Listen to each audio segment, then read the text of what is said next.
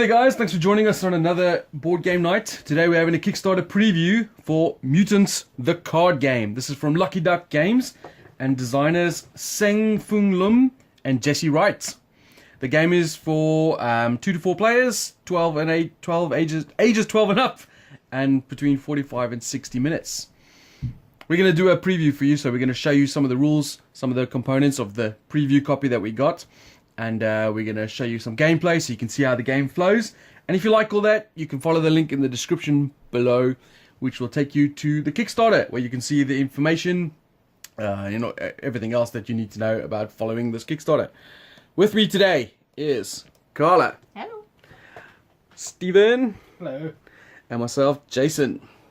Alright, so Mutants, as with all Lucky Duck games, is I'm not familiar with the app, but they change all app games, mobile app games, into board games. So this is no different. So if you're interested, you can go check that out on the internet. I know nothing about that. What I do know is each player is going to start with 12 basic gene pool cards. We're going to get 2 of each. So you've got a robot, a zombie, a demon, a warrior, an alien, and a beast. We have 2 of each of those. We start with 1 of each of them in our hand. The other 6 is in our deck. You can't actually see that. I'll move the camera for you guys. That's right. So there's our deck. And what we're going to do is we're trying to play over 5 rounds. The person with the most points is going to win. So we got this power track over here, which will show how points gathered. And this is the power track. So whoever dominates on this power track will score points equal to the round. So let's say if it's saying that order, I would score 4, and D would score 2, and Carla would score 0. And then track would move on, and we would score. So red is the number the first player scores. Black is for the middle players, so second and third. The last player scores zilch. And that's how you score points during the game. But at the end of the game, you can score, think of it as a secret goal. Any cards that you've frozen in this area over here, you will then score their points. So for example, if I had this robot frozen over there, he would score me 1 point. And all the basic cards are just worth 1 point. But these guys over here, these are our advanced gene pool, and we each have our own one. So I've got this one, which is, I can tell you now what they're called. Give me 1 second. There we go. This is called the Vicious Cycle. So that's my pre-constructed gene pool. Carla, what have you got? You got the blue, so you got the Cold-Hearted. And what have you got? The Skull. The Mosh Pit. Yeah. So these are like pre-constructed decks that you can play with straight out the game. Or if you want to, you can do a draft. There's another deck of cards in the box here, which has more advanced mutants, which we can draft to make our own starting decks. But just to show you the game, we're going to go with the precons. So what you're going to do, on your turn, first thing you got to do is move your active mutants. So during the gameplay, you'll see that better. When there's a mutant in this space, so let's say the robot's there, he has to move either to the right or to the left. If there is already dudes in those areas, so like this, then you can see the little arrows pointing the directions you have to go. You then move one of them out, and then you get to do the leave ability. So in this case, for the robot, I get to move 1 space on the power track, which is over there. So I would go from, well, over there to the top spot. But obviously they also have a deploy ability. So for example, the robot, when I play him, his deploy ability is to draw a card and then discard a card. They all do different things. I'm not going to go over all of that now, but during the gameplay, we'll just say what we're doing and what the card has, etc., etc. Where you can, so that's what you have to do at the beginning of your turn, which it says nicely over here. You can move your mutants. Then you have to take 1 action from the 3 available. So you can deploy a mutant. So you can just play a mutant from your hand to the active area, and that gets his deploy ability. Or you could, let's see if I've worked this out. So for example, if I wanted to buy Captain Wrenchfoot over there, he requires 1 orange gene and 1 red gene, which is the warrior and the robot. I have those 2 in my hand.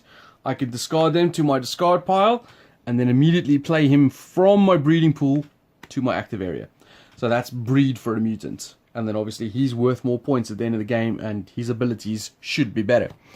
And then the last thing you can do is you can discard any card. So for example, I could discard this random zombie card to incubate Crunk over here. So he goes into my incubation area. And then at the end of the round, once we've all finished our actions, before we draw new cards, like most deck builders, he will go on to the top, and then I'll get to draw in. So it's kind of like a slow way of getting other cards into your deck. And that's pretty much it. Once we're done with the 5 rounds, and the points have been calculated, we'll then count up how many points we get from our free zone. Person with the most points is the winner. So what we'll do is we'll get started, play a couple of rounds, and then we'll join you in the middle of the gameplay so you can see how this flows and what we're doing, how we've spent our money or our cards, and then you can see at the end who wins. See you in a bit.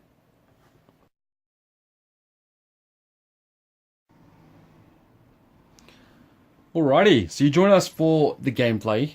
We've had 2 rounds already, so this is the scores at the moment. Blue is on 7, purple is on 6. Red is yet to get off the mark, and we won't go into much detail about that. So it's on round 3. The first thing we worked out is the turn order, because red is the last place. It gets first place there, and then purple and blue. What that just represents is that I'm going first, and then we're going to go clockwise round from there, and that's our new power position starting. So that changes every round. And then, so being the first player, I'll show you my board quickly. This is my deck. These are what left of my gene pools that I've bought a few cards. I've got a couple of cards frozen yet, and these cards in play. And you can have a quick look at these board. So he's still got some stuff left. He's got 3 guys in play, some stuff frozen, and that's Carlos. I'll show you this as we go. So this is my hand currently. As you can see, I've drawn 6 cards to begin with. So I've got to choose what I'm going to do. So first thing I'm going to do, if I have an active mutant, I get to move it left to right. I do not. So I'm going to play the demon. Now the demon, it doesn't cost. My action is going to be deploy a mutant, and the demon doesn't have a deploy ability, but it does have a defensive ability. So if someone attacks me, then her ability will trigger. And that's basically my turn done. So now we go over to Carla. So I'm going to play the Beast, and its deployment ability is you may discard any 2 cards to gain a mutant to your hand. So I am going to discard these 2, and I'm going to gain the Leech Lord to my hand. Okay, and that's you done, right? Mm-hmm. And it goes over to you. All kind of shenanigans happening here. Right, so, because I've already got 3, one person's going to have to leave. I think I am going to make the Dracus Nobilis leave. So when it leaves, I get 2 power. So if Jason can pick up 2 power, that's great. Or Jason's very feminine hands. Now, just to note there is obviously, in this situation, the person on top has their initiative, if you like. So D is now in first place, I'm second, Carla third. We go back to what you were doing. Cool. So I'm then going to play Marv, so I'm deploying a mutant. So when I play him, I get 2 power. Carla, you want to do it again? So He goes up 1, but that means we go down for the second one. Yep. Now, what's interesting there, I didn't mention this during the overview, but at the start of a player's turn, if they're up there and we're all in the red, they immediately win the round and we discard all cards and the round ends and we score. So that's called total domination sort of thing. Sounds very difficult to do. Yes. Okay, so I've played Marv, so I've done that. Now, I've got the Pit Lord. So his is after you deploy a mutant, you can have it leave immediately. And I am going to do that. So Marv's going to leave immediately. So Marv has a leave ability, which is discard the top card of your deck. You may copy its leave ability. So I discard this. So that's an alien. So I can copy its leave ability, which is copy the deploy ability of one of my other mutants. So I'm going to copy the deploy ability of the zombie, which is gain 2 power. And you can't gain anymore, which means we move down 1, 2. And I finally finished my turn. So then it goes back to me. I have to move someone. I'm going to move the robot out. So the demon will move in there. The robot has +1 power So I go up. You can still just see that in the corner there. I go up one there, and then I'm going to place the zombie. Deploy. I'm going to use my deploy a mutant action, which its deployability is +2 power, which moves me up like that. Alright, so then it goes over to Carla. So I have to move one along, so I'm going to move along my zombie. My zombie's leaving ability is you may freeze this mutant. I don't think I'm going... Do you know what I'm going to? I'm going to freeze that. The reason why that's a choice is obviously the zombie, Carla's now taken it out of her deck permanently. It'll worth 1 point at the end of the game. But, as you can see here in front of her, this card, well, in fact, they're the same card, the Primal, they both require the zombie gene to be purchased. There's other ways you can get around that. But, of course, if you get rid of all your green genes, you struggle to buy green advanced mutants. Okay. So. Besides that, the way that this precon is actually constructed is that it revolves around a couple of main mechanisms, and because of the way the game is placed out is once you hit that stride, you probably won't hit it again throughout the whole game. So the Leech Lord allows me, each time I freeze a mutant, which I've now just frozen one before he's come out, I would gain 2, what's that, power? Power, yeah. So unfortunately that's kind of a loss, if you like, but obviously it's gaining a point for later, so I guess... And thinning the deck, much obviously. for muchness. Yeah. Alright, that's your turn done. Now we go over to the Dembski. Me, is it? So first thing you've got to do is move, but you don't have one in your active... Yeah, it's because there's not an active mutant, he doesn't move anywhere. So, I am going to play... I'm going to play the Alien. So I get 1 for playing it. Alright, so... Right, so you get 1 for playing it, which means we move 1 down. Because I've still got the Pit Lord in play, I can make him leave immediately. I'm going to do that. So when he leaves, I can copy the ability of one of my other mutants, which is that one. Deploy ability. To the deploy ability, so I'll get another 2. Okay, so that means 1, 2, 1, 2. Ooh-wee! Colour's way down in the red. Alright, so now it goes to me. I'm going to have my demon leave, which deploy ability is move me up 2 power. So I'm keeping us in this game, Carla. I hope you noticed that. And then that'll move across. And then I think I'm going to... Oh, I don't know. I don't really want to use that for that. So yeah, I'm going to have to play the Warrior. So the Warrior gives me 1 more on that track. But it helps, when it leaves, it helps with anyone dominating me, slow them down a bit. Which at the moment is just D. Then it goes over to Carla.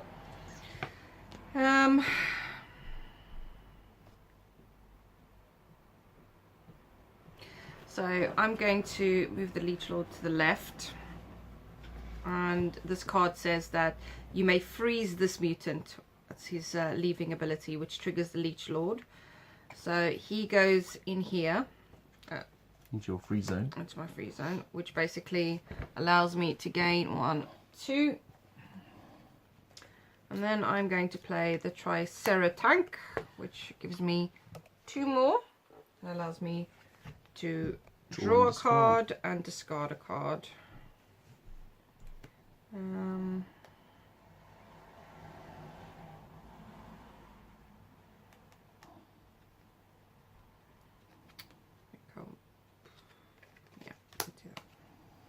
Okay, so that's what the scoreboard looks like. Let's see what it'll look like after D's turn. Nah, not that much different. I am going to play a robot. So when he comes in, I can draw a card and discard a card. I will discard.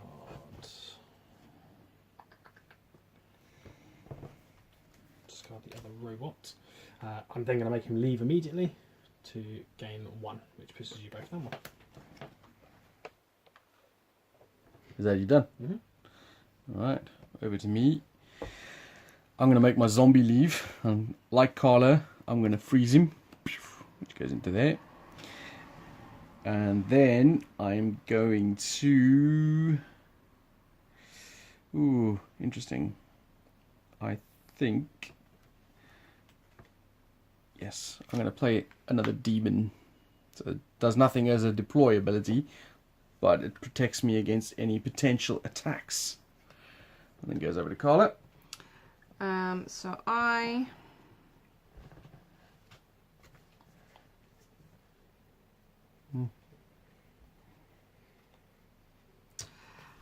think I'm going to discard a card to incubate this one. Okay, so like I said in the overview, you can discard any card to incubate any card, and then that will there. Was that your last card in your hand as well? Okay, that's interesting. So that means you're basically passing from now onwards. Let's see what D's got. Me. Right, I will play a demon. So I get nothing for playing it, but then I'm going to make it leave immediately. I'm going to gain 2. So 1, 2, 1, 2. I've just moved us back like that. Is that you done? All right. So I'm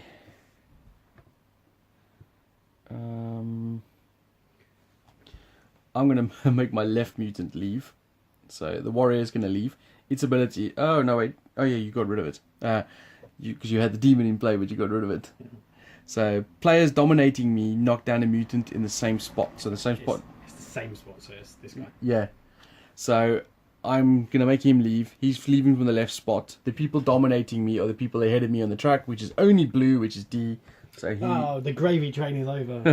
Although I do gain 2. Is that what his ability is? Yep. When he becomes knocked down? Oh, no, it's knocked down, not leave, Yeah. isn't it? Sorry. And then, of course... So we're just to talk about knockdown for a second. Characters that are knocked down basically lose all text. And the only way you can reflip them is with something that says you can reflip them. Or by going into discard pile. Exactly, yeah. So that was the demon bumping him up like that. And then I'm going to play the android in there. It does nothing, but it has an infinite ability like D's been using. Each time I draw and discard a card, I gain 2 power. And that is me done. So now it go to Carla, but because she's got no cards in hand, she has to pass. And then it goes to Dembski. And just a note as well, just to go back there. Even though she has a card to move, she can't move it because she basically skips her turn because she has no cards. And then it goes to this man right here. Right, I will... Interestingly enough... You got 1 card in hand, have you? I do. I'm going to ditch both of these cards. So, even though it's got a green and a red on there, you use one of the gene pools to breed a new mutant. So I'm going to use the green off of that one and the red. Yeah, it's always a minimum of 2 cards to discard. To get the dire despot. So when he comes into play, if there is any players dominating me, they would get -2. But it's not. Okay. So then it goes to me. It's interesting. I think I'm going to push my Pyrothorpe out. So when you see his deploy ability was I lose a point, but his leave ability is +1 power for each card in my freeze zone.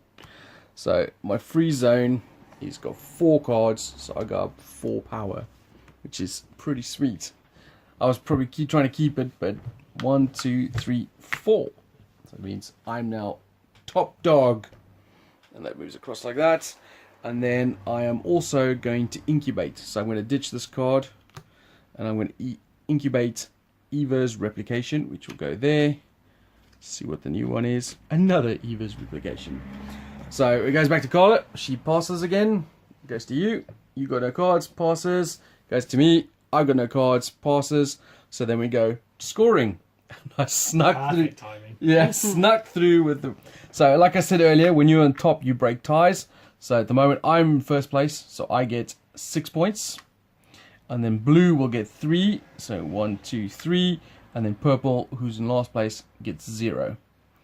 So that, so this moves the round marker up. And then we reset the board. So purple will be first place for next. Then red, and then blue. No, not red. Oh, is it in? Yeah. Not first player, and then just clockwise from there. And then we do our... So we're going to draw 6 new cards from there, but any incubating cards go on top. And then draw 6. 1, 2, 3, 4, 5, 6. If anyone... Are you going to reshuffle? For example, yeah.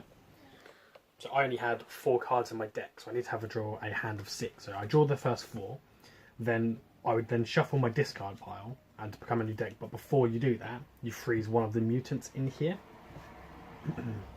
So I am going to and that's a compulsory thing as well. One of those, I think. Oh my gosh, my next turn is going to be awesome. And then this becomes a deck. And then I draw my remaining 2 cards. Garbage. And as Carla's doing the same, you're going to be first player, Carla. Mm-hmm.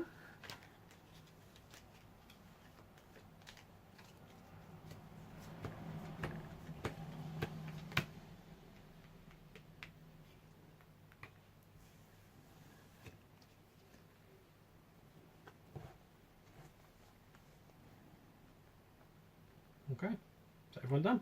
Yeah, so we're ready to go. Mm-hmm. All right. Should we do another round or?